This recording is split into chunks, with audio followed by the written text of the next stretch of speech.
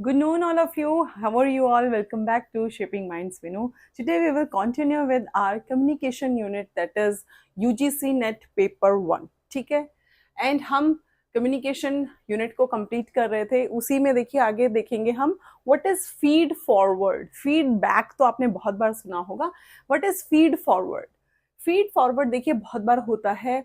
हम कह सकते हैं कि टीचर्स के लिए भी होता है, समटाइम्स फीडबैक देते हैं, लेकिन फीड फॉरवर्ड भी होता है. क्या होता है वो? Introduced by Marshall Goldsmith. पहले याद रखना है कि फीड फॉरवर्ड इंट्रोड्यूस कराया मार्शल गोल्डस्मिथ ने. Next is focuses on future oriented solutions rather than critiquing.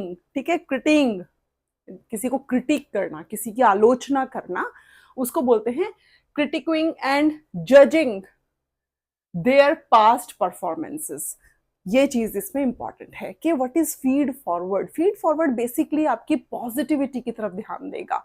आपने जो अच्छी चीजें की उसके बारे में बात करेगा, ना कि इस बारे में कि आपने पास्ट में क्या गलत चीजें की, आपने पास्ट में क्या आपके फेलियर्स रहे, पास्ट में क्या आपके बैड एक्सपीरियंस रहे, या फिर पास्ट में आपने क्या गलत चीजें की, उसको साइड पे हटा के फ्यूचर ओरिएंटेड बातें करता है. आप देखिए फ्यूचर ओरिएंटेड बातें तभी होंगी ना जब आप किसी इंसान की ने एट प्रेजेंट उसने जो चीजें अच्छी की हैं उसके बारे में आप कुछ अच्छा बोलेंगे.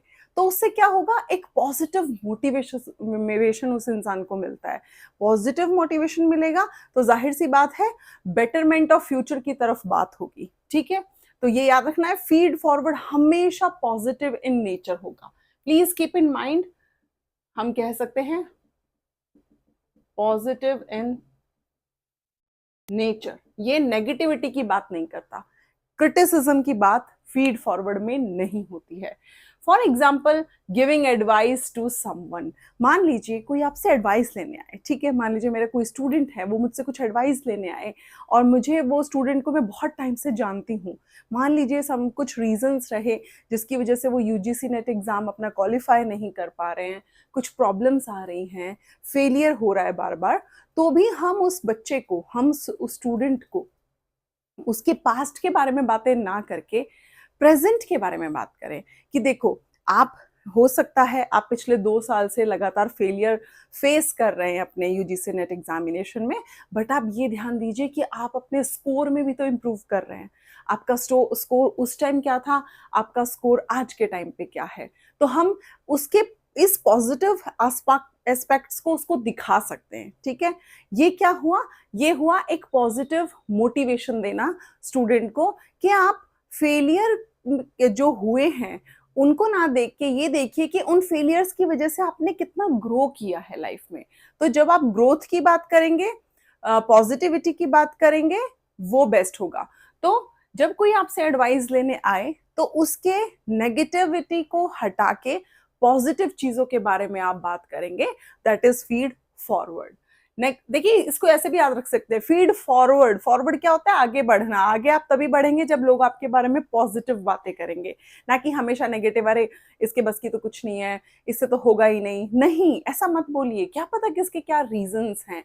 तो फीड फॉरवर्ड क्या है कि आगे बढ़ने के लिए मोटिवेट करना, इस तरह का फीडबैक देना. No criticism, reinforce the possibilities of change.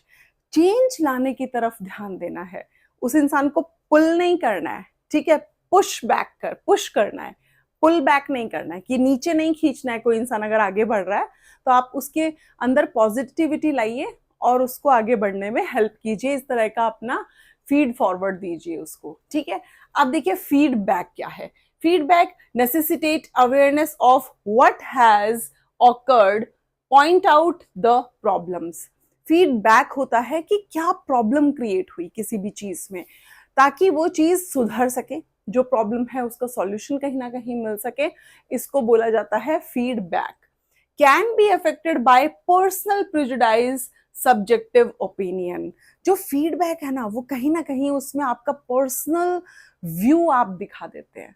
Sometimes ऐसा होता है कि आप मान लीजिए आपके कोई फ्रेंड हैं, ठीक है, किसी भी रीज़न की वजह से आप लोगों में डिस्प्यूट हुए, आपके रिलेशनशिप में आपके बीच में प्रॉब्लम्स आई, तो हमेशा देखिए ये ह्यूमन नेचर होता है कि एक टाइम पे जो आपके बेस्ट फ्रेंड थे, अगर आज वो जिस जगह पे हैं, अगर कोई आपसे उनके बारे में कुछ फीडबैक लेगा, अगर तो आपका डिस्प्यूट है, तो इंसान ह्यूमन टेंडेंसी क्या है, वो उसके बारे में नेगेटिव बोलेगा, है ना?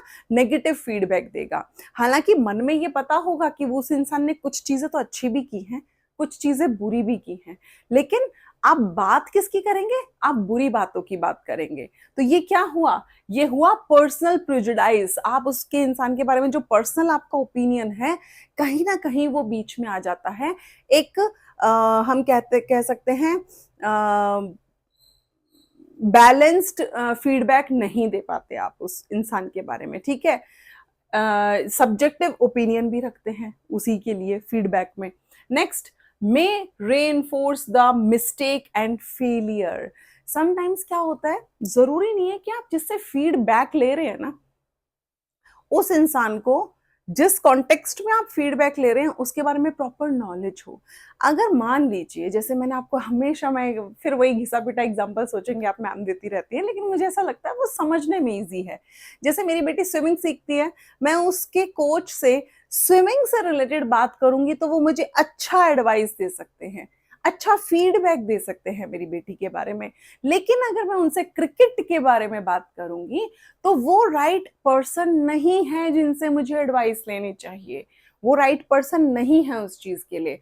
तो समटाइम्स गलत पर्सन से एडवाइस लेना भी लीड टू फेलियर कर सकता है, आपको फेलियर की तरफ ले जा सकता है, आपको मिस्टेक्स करने के लिए उकसा सकता है। एक तरह से हम ये कह सकते हैं कि अगर आप गलत इंसान से फीडबैक ले लेते हैं, हमेशा ऐसे इंसान से फीडबैक लीजिए। ये भी डिपेंड करता है, पर्सन टू पर्सन वेरी करता है कि आप किस इंसान से क्या फीडबैक लेंगे। सबका अलग अलग फोर्टे है, कोई किसी चीज में अच्छा है, कोई किसी चीज में अच्छा है। तो जो जिस चीज में अच्छा हो, जिसको जिस चीज की नॉलेज हो, आप वहां पर उस इंसान से, उस कॉन्टेक्स्ट से रिलेटेड फीडबैक लेंगे तो हमेशा वो बेटर होगा, वो फेलियर की तरफ आपको लेके नहीं जाएगा। Next is less efficient and could be time consuming. Feedbacks कई बार क्या होता है कि टाइम कंज्यूमिंग ज्यादा हो जाता है, इतना कुछ उसका बेनिफिट नहीं मिलता जितना टाइम वेस्ट हो जाता है। तो ये था feedback and feed forward. Let's see the other topic, that is unethical communication behaviour. आप सबको बहुत अच्छे से पता है कि एथिकल कम्युनिकेशन क्या है। अच्छे से बात कीजिए, किसी को डिसरिस्पेक्ट मत कीजिए, किसी के साथ अनफेथफुल नहीं रहना है, किसी को चीट नहीं करना है, हम्बली बिहेवियर कर रखना है ना? हम्बल रहना है, बहुत पॉजिटिव नहीं होना है किसी चीज को लेके।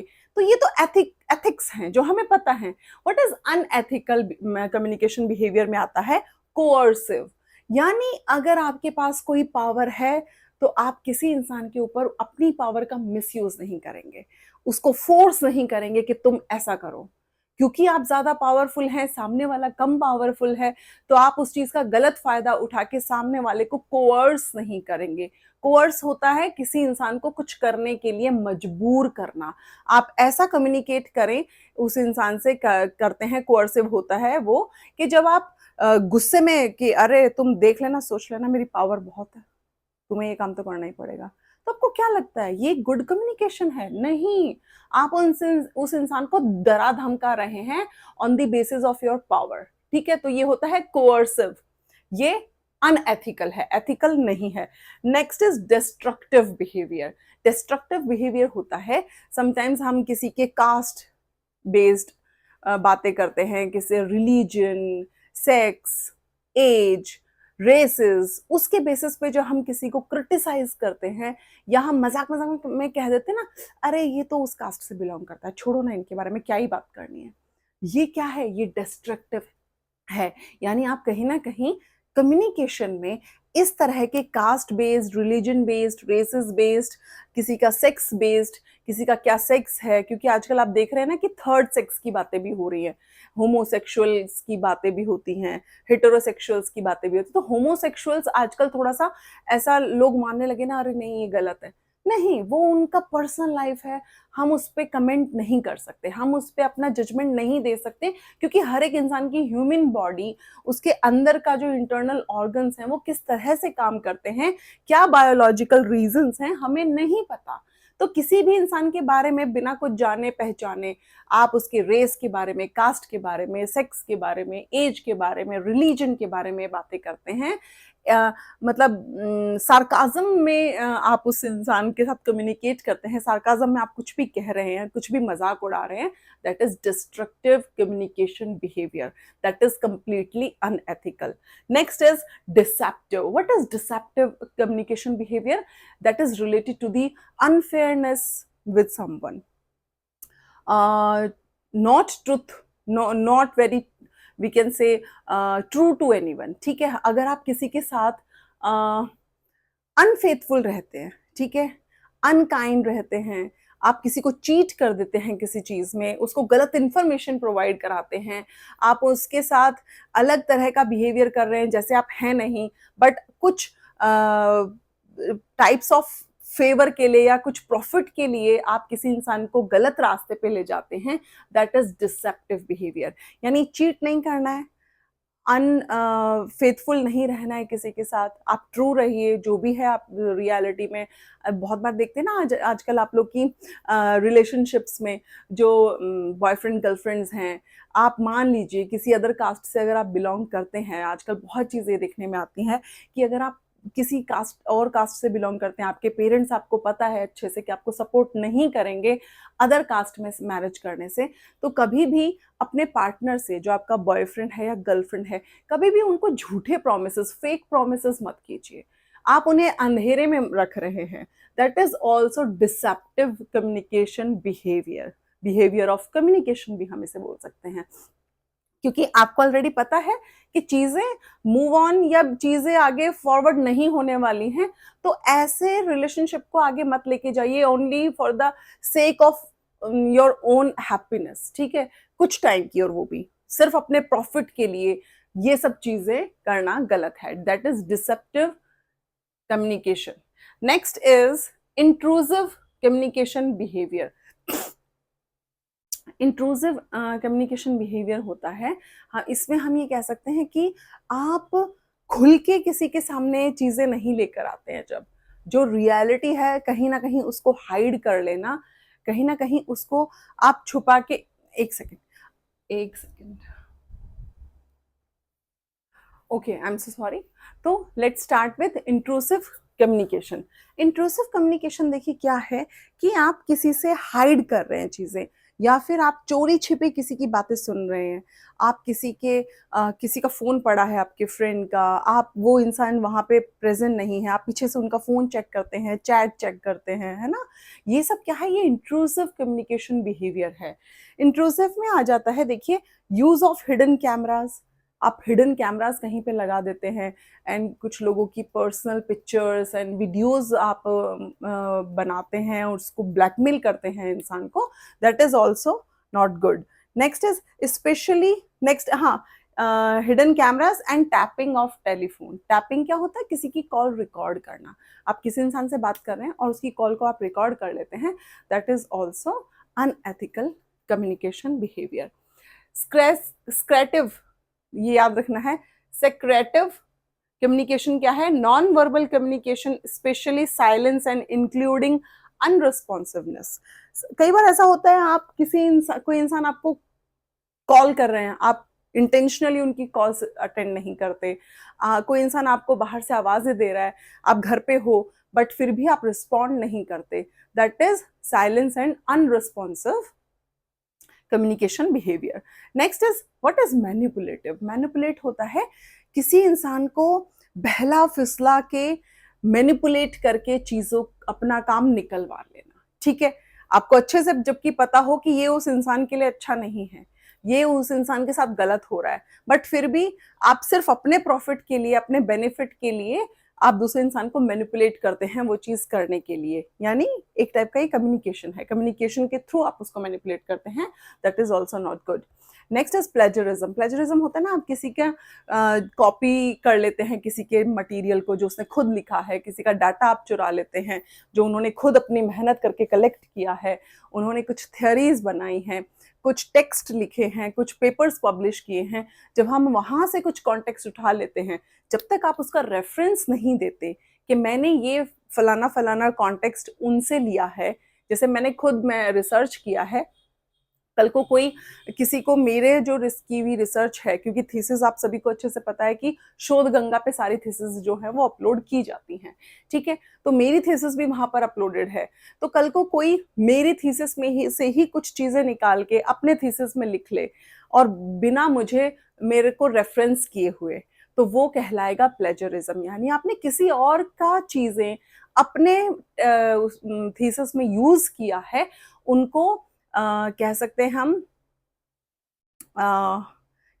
कि रेफरेंस नहीं दिया आपने कि ये चीज मैंने उनसे ली है। अगर वो मेरा रेफरेंस डालते हैं वहां पे, उस जो भी पैराग्राफ लिया हो उसके नीचे अगर वो रेफरेंस में मेरा नाम मीनू दलाल डालते हैं, दैट इज गुड। अगर नहीं डालते हैं तो प्लेजरिज्म में आता है, जो गलत है कंप्लीटली। यानी आप किसी की चीज को उससे बिना पूछे चुरा रहे हैं।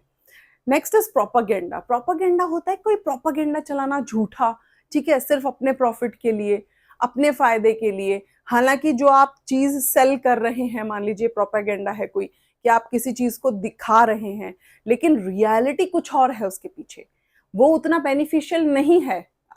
जो उसको यूज करेगा, जो उसको देखेगा, उसके लिए वो अच्छा नहीं है। उसके बाद भी आप एक गलत प्रोपागेंडा फैला रहे हैं कि ये बहुत फ्रूटफुल रहेगा, ये बहुत बेनिफिशियल रहेगा।